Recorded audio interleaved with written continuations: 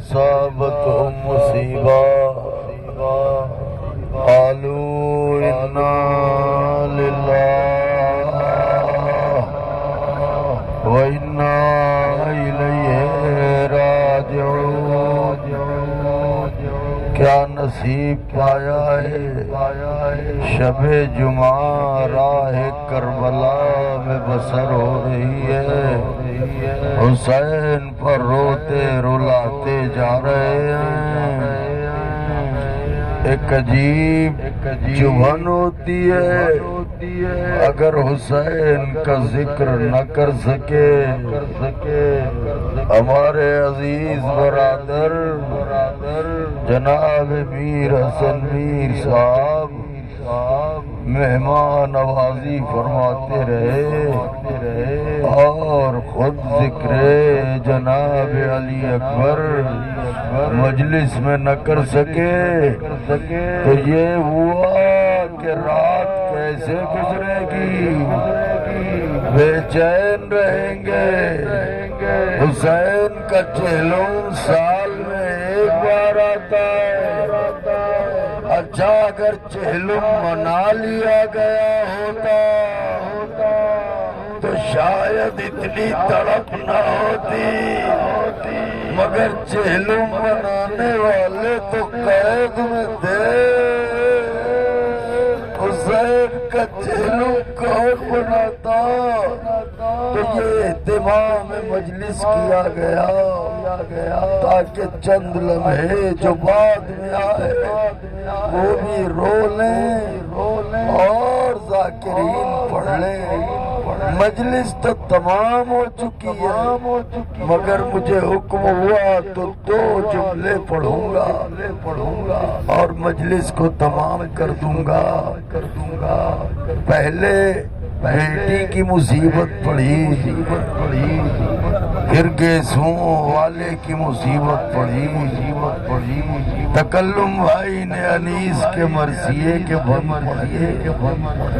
میں ایک چھوٹی سی روایت پڑھ رہا ہوں تکلم بھائی، میر بھائی مجلس یہیں پہ تمام کر دوں گا، آپ کو زیادہ زحمت دینا مقصود نہیں ہے۔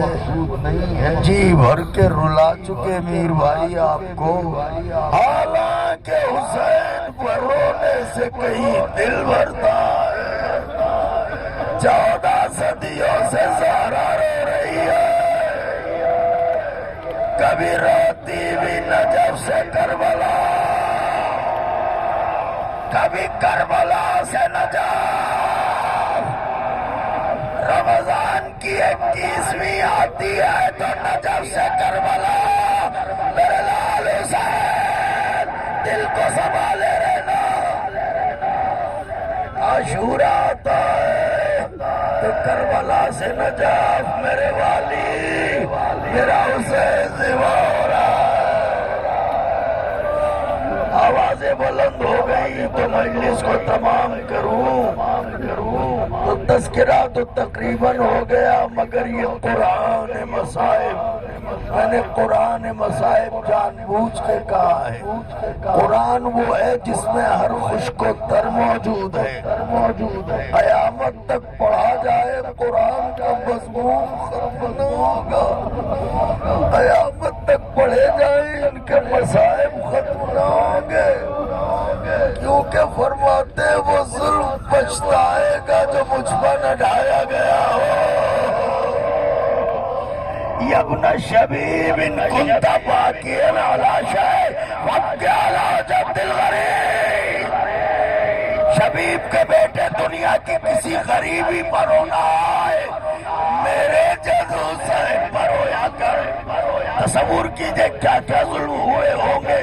تو میں ایک چھوٹی سی روایت، 2 بھائی بہنوں کی مصیبت ہو چکی، ایک بہن کی مصیبت رہ گئی، اکبر کا ذکر ہو اور اس بہن کی مصیبت کو پڑھی جائے۔ سمجھ گئے سوگوار آپ کا بھی لگنا بتا رہا ہے میں کیا پڑھنے والا ہوں۔ ایک کارواں مدینے سے نکلنے والا تھا، اللہ نے ہمیں بھی بیٹیاں عطا کی ہیں، آپ کو بھی بیٹیاں عطا کی ہیں، ہم ہوئے میر صاحب ہوئے تکلم صاحب ہوئے، ہم ٹھہرے مسافر ذکر حسین،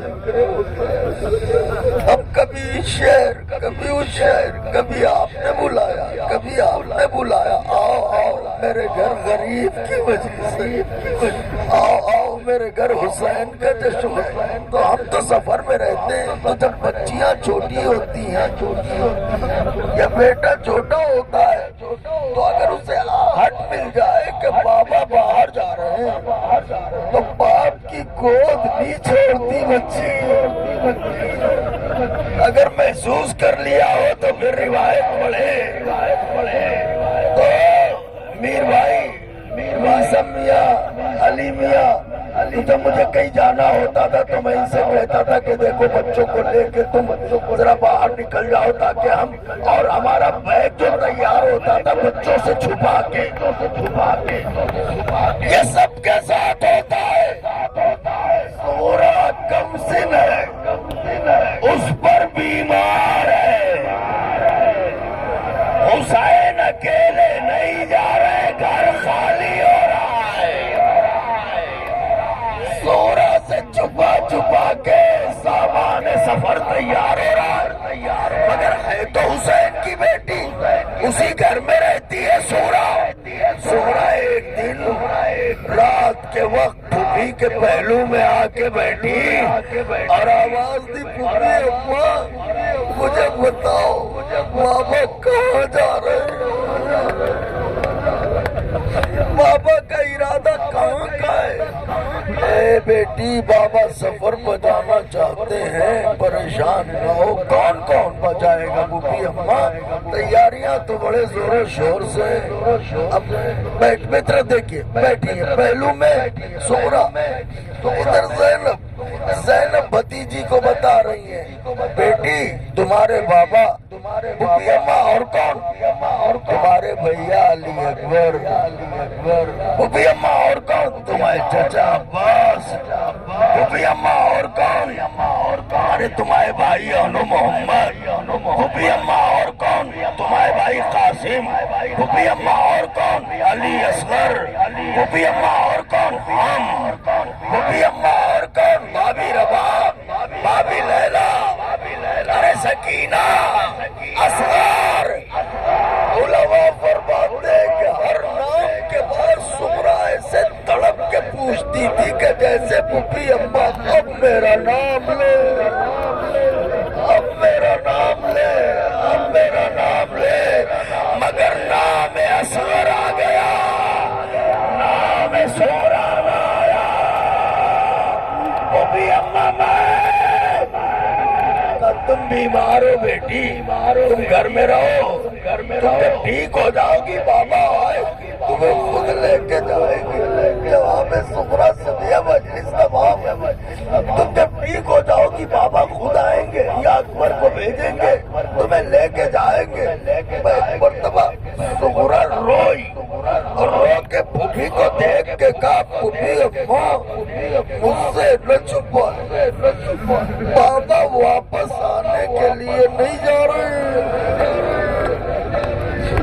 آواز دی سورہ تمہیں کیسے خبر؟ پوچھو پھوپھی اماں میں ان دنوں بیمار رہتی ہوں، بیماروں کو راتوں میں نیند نہیں آتی، جب پورا گھر سو جاتا ہے میں جاگتی رہتی ہوں، رات کے سناٹے میں ایک ہماری اترتی ہے، اس میں سے برقع پوش بیوی ارے اپنے بالوں کو کھول کے کہتی ہے اے میرے لال، بڑی محنتوں سے چکی پیس کے پالا حسین، اب تیرے گلے پر تم خنجر چلے گا۔